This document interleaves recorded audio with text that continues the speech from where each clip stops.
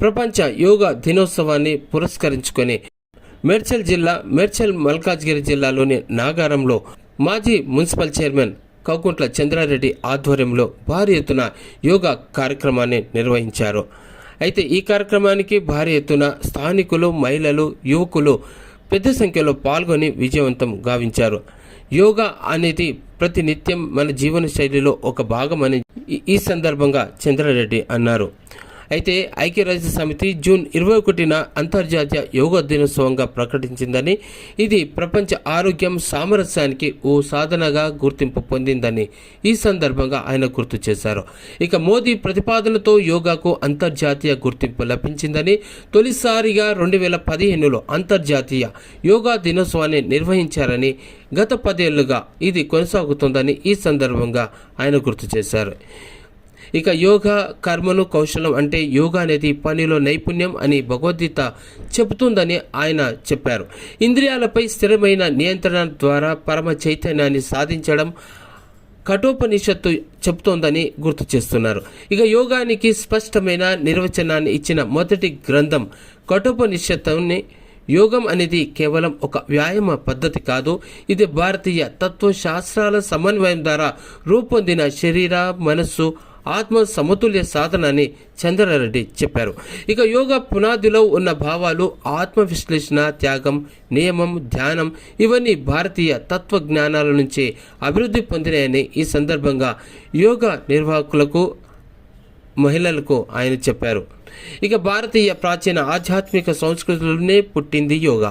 అనేక మార్గాల సంకలన ద్వారా ప్రపంచ స్థాయి సాధనగా ఎదిగిందని, సుమారు 5000 ఏళ్ల కిందట భారతదేశంలోని ఒక కుగ్రామంలో మొదలైందని, ఇప్పుడు అది విశ్వవ్యాప్తమైందని ఈ సందర్భంగా ఆయన చెప్పారు. ఇక ప్రస్తుతం ఇది భారతీయ సాంప్రదాయం మాత్రమే కాదు, అంతర్జాతీయ స్థాయిలో ఆరోగ్య సాధనగా, జీవన శైలిగా మారిందని, ప్రపంచం అంతటా కోట్లాది మంది జీవితాల్లో ఇది భాగమైందని ఈ సందర్భంగా ఆయన గుర్తు చేస్తున్నారు.